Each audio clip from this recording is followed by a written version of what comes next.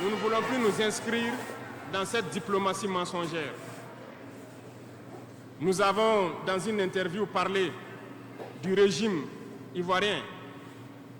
Certains Burkinabés sont montés sur leurs chevaux et critiqués. Je le dis, j'insiste et je persiste. Nous n'avons rien contre le peuple ivoirien, mais nous avons quelque chose avec ceux qui dirigent la Côte d'Ivoire.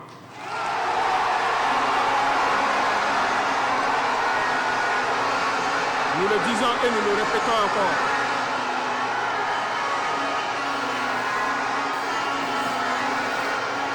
Laissez-moi vous dire quelque chose. Permettez-moi de vous dire quelque chose. Il y a bel et bien à Abidjan un centre des opérations pour déstabiliser notre pays. Personne ne peut le nier et nous vous ferons les preuves dans les jours suivants. Nous vous montrerons des preuves physiques. Vous allez comprendre de quoi nous parlons. Personne ne viendra nous dire qu'au Bénin, il n'y a pas de base française dirigée contre nous. Nous avons les preuves sous la main. 2 bases importantes.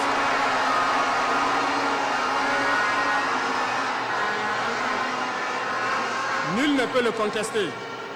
Et je les mets au défi. Et nous n'avons rien contre le peuple béninois.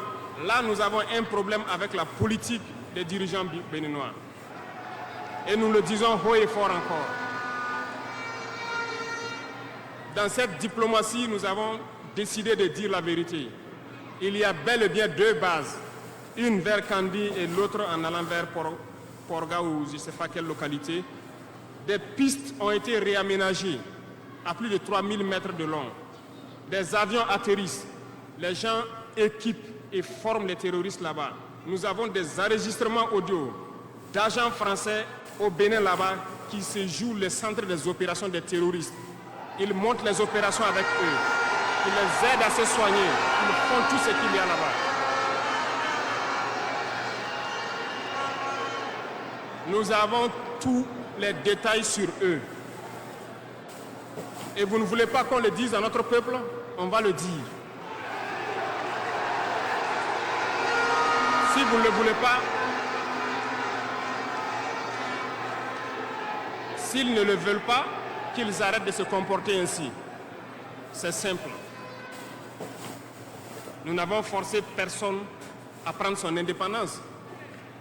Si vous décidez de rester dans votre situation, mais ne prenez pas vos pays pour en faire des bases arrêts parce que ce sont vos populations qui vont en souffrir après. Et ce n'est pas une bonne politique. Nous le disons par expérience, et je le répète toujours, le Burkina a été une base arrière pour déstabiliser certains pays. Et ce n'est pas bien. Le Burkina a été une base arrière à un moment donné pour les terroristes ici. Voilà le prix que nous payons. Donc, pour prévenir les peuples de ces pays dont je parle, doivent parler à leurs dirigeants et qu'ils arrêtent cette politique parce que ça ne les arrange pas du tout.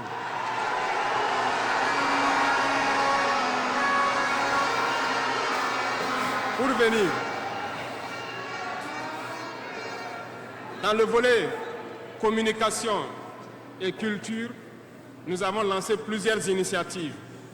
Au cours de l'année 2024, vous avez pu célébrer avec nous donc, le mois donc, de consommation locale. Nous avons eu les journées traditionnelles, le mois du patrimoine. Beaucoup d'activités ont été menées. Nous allons continuer à ramener donc, en surface, donc notre culture, parce que c'est de là que nous retrouvons notre identité.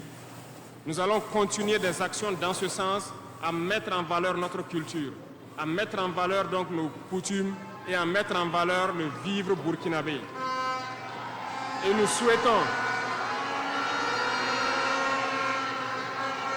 souhaitons que chacun soit acteur de l'émergence du Burkina Faso à travers sa manière de communiquer. Parce que tout se trouve dans la communication aussi. Vous avez suivi dernièrement la guerre communicationnelle qui a été dressée contre nous et ça continue, ça ne va pas s'arrêter. Et je souhaite que tous ceux qui sont dans la communication puissent être professionnels. Lorsque nous voulons poser un acte communicationnel, qu'on se pose la question, est-ce que c'est pour la patrie ou contre la patrie, avant de poser l'acte. Peu importe. Vous pouvez ne pas nous aimer, moi, ma personne. Vous pouvez ne pas m'aimer, mais vous devez aimer votre pays. En me faisant du mal, il ne faudrait pas confondre le pays. Et donc, la politique dans le domaine de la communication va devoir aller dans ce sens-là. Et nous serons obligés donc de recadrer la communication sur tous les aspects. Et c'est cette ligne de conduite qui sera donc adoptée. Nous n'allons pas permettre à ce que des Burkinabés communiquent contre le Burkina Faso.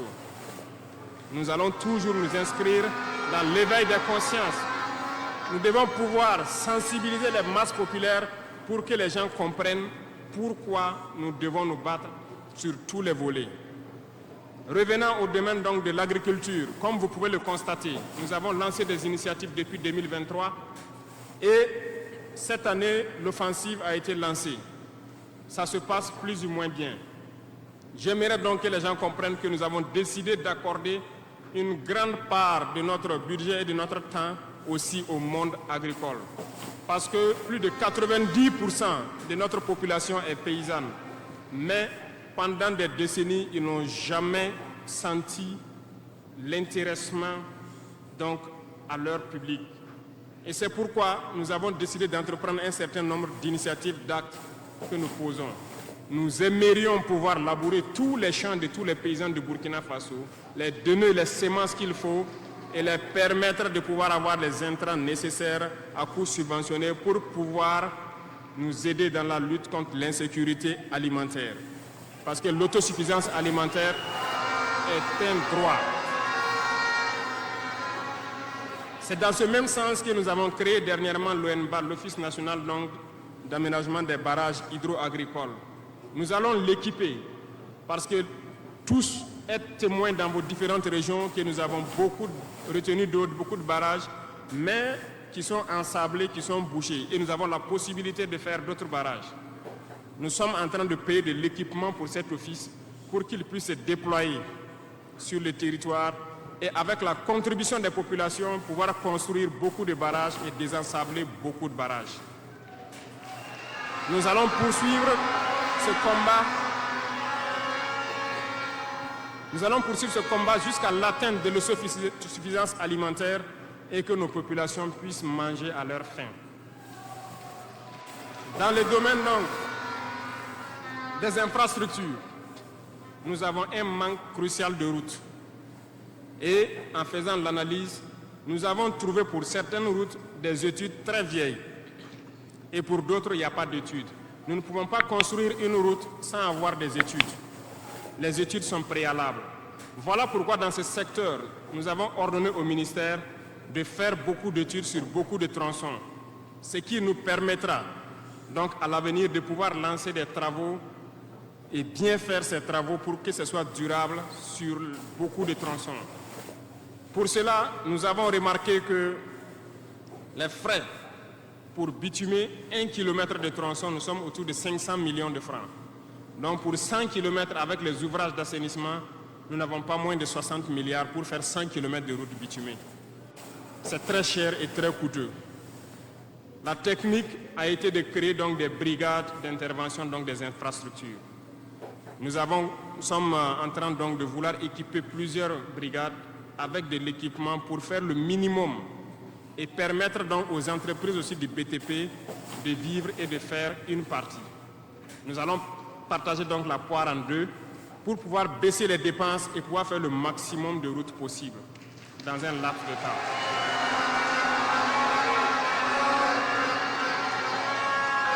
Cela donc a déjà commencé et nous allons poursuivre au cours donc de ces 5 années dans ce processus pour que dans toutes les régions, nous puissions quand même pouvoir rallier le maximum de chefs-lieux de province et que nous puissions faire écouler nos marchandises et que les personnes puissent se déplacer sereinement.